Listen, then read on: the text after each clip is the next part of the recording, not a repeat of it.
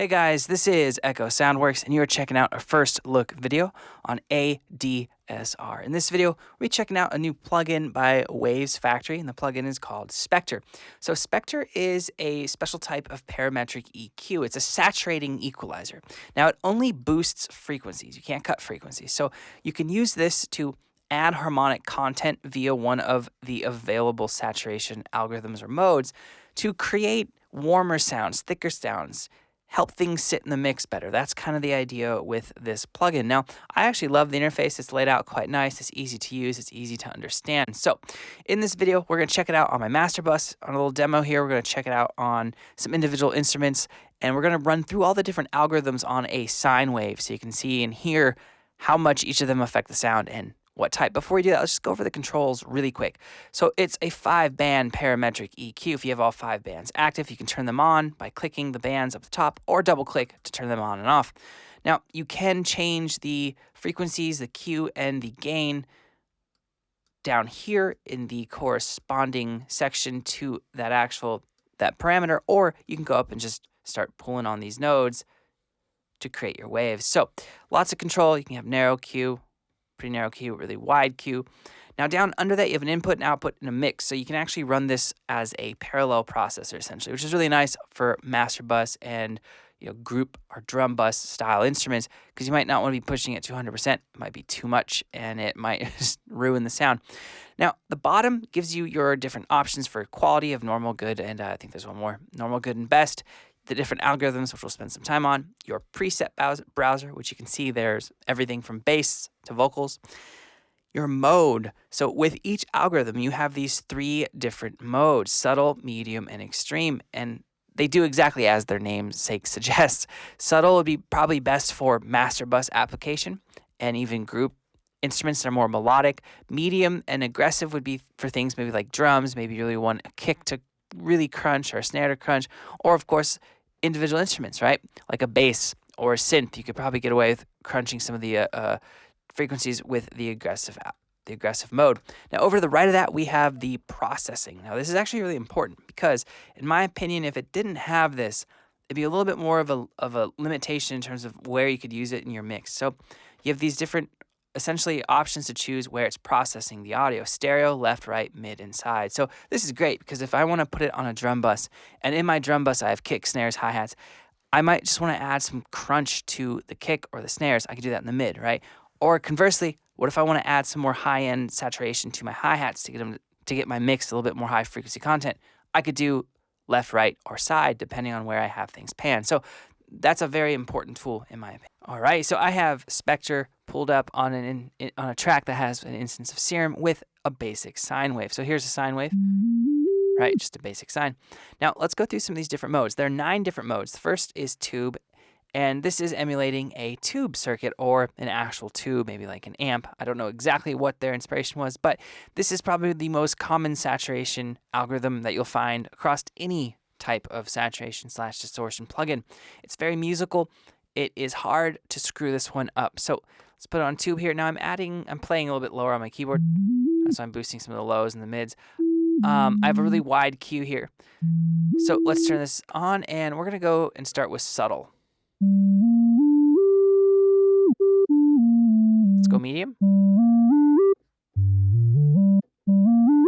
and aggressive.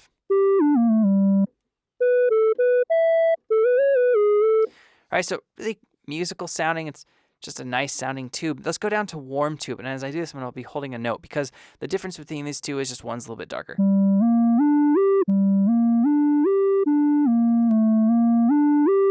Right, the warm tube is a little bit darker sounding than the tube. Now next we have the solid mode. So this is a soft clipping style effect. Pretty cool sound. That's aggressive. Here's subtle.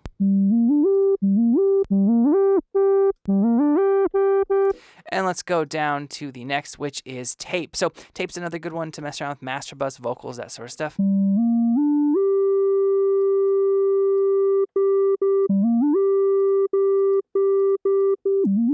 It's a pretty subtle one.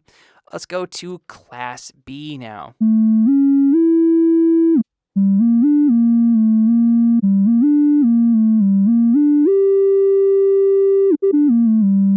So this one is probably the worst one to show you on a sine wave. This one is meant mainly for percussive things and drum buses. So we'll check this. We'll definitely check out Class B on a drum bus.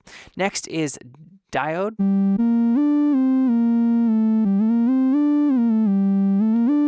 So it's kind of similar to the 2, but it has a lot of high frequency content, and it's a soft clipping style distortion.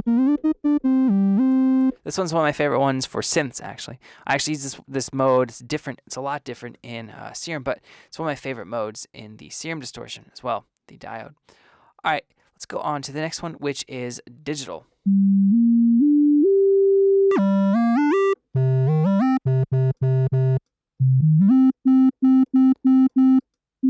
Now, in my opinion, this one has one of the more kind of the largest of the gaps between aggressive and subtle. This one really changes the sound on aggressive. And that's because it's a hard clipping style distortion. So reason I'm showing you this on a sine wave is sine wave doesn't have a lot of harmonics or fundamentals, right? Not like a saw wave. So if I change this to a saw wave, you can really hear how much it's adding to the sound because there's more for it to pick up.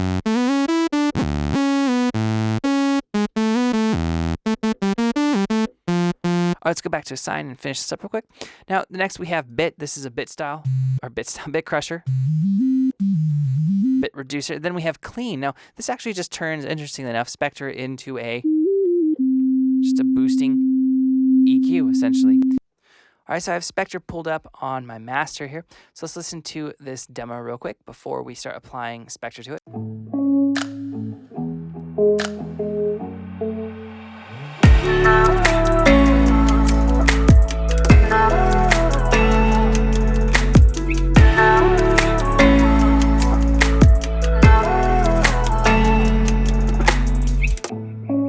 Right, so let's turn on Spectre, and I've already kind of dialed in a little bit of a shape that I want to use, but I have it set to mix 50% output. Let's just take the output to its default position. I don't want it changing the volume a whole lot. I might turn it down just a little bit to compensate, and we'll turn the input down to command click here to get this guy pretty much to unity. All right, so let's see what this sounds like. Adding a little bit to I want around 180 to 200 hertz. And a little bit around 3K and 7K.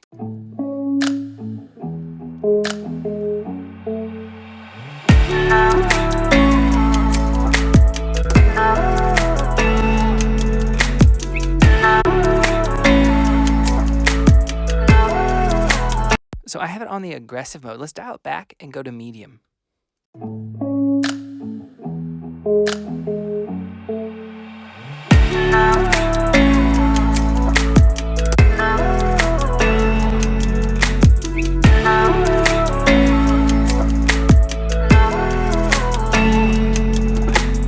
So I actually like that. And again, a little bit goes a long way, right? If I start to boost these up too high. A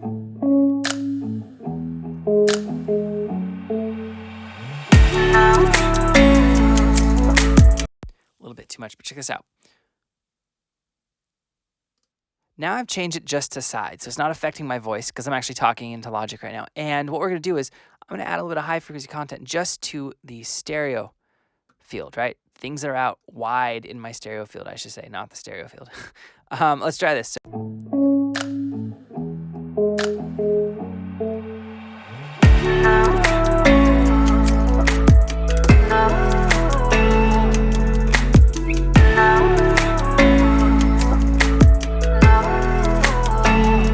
Right, so that's pretty cool. That's actually an instance where I can see myself really using it. So let's go to a different algorithm here. Let's go to tape. Let's go back to stereo.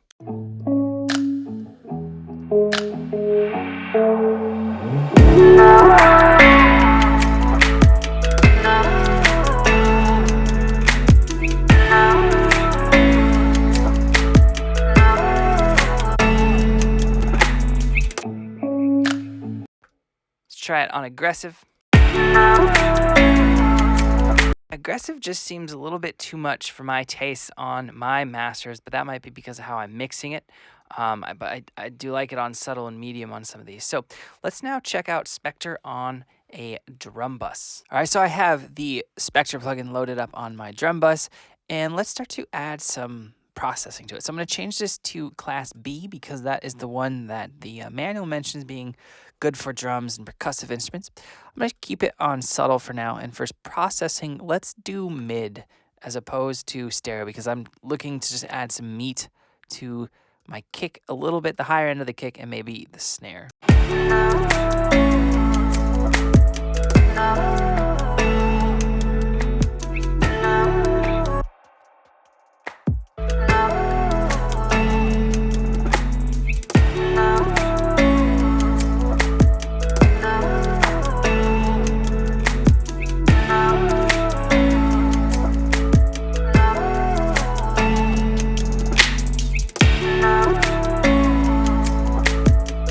All right, now let's do the opposite. Let's try adding some high frequency content to the stereo, or to the side rather.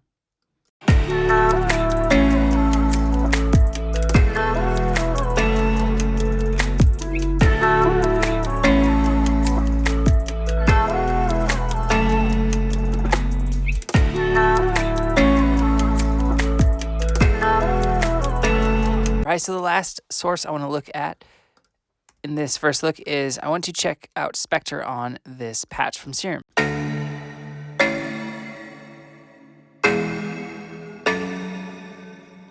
All right, so let's actually try applying some of the diode.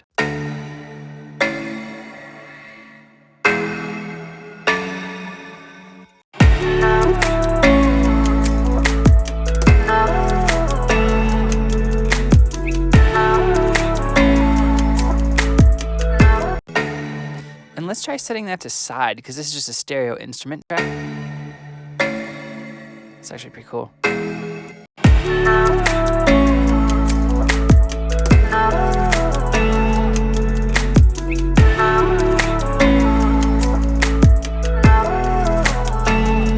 actually kind of like that. So I lied. I'm going to look at it on one more source for you guys. Let's load it up on the actual sub bass in the mix.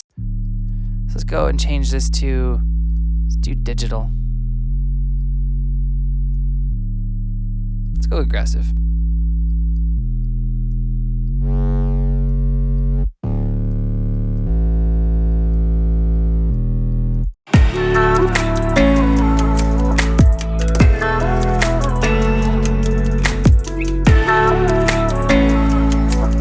So, I mean, it's a great tool to warm up your sub basses, and that's a whole other topic for another video. I've already done that video a couple times, but long story short, if your sub isn't cutting through your mix, you can apply saturation, anything that boosts frequencies above the fundamental that you're playing, the low frequency, obviously, to kind of get it to stick out with the mix a little bit better. That's essentially what's happening here.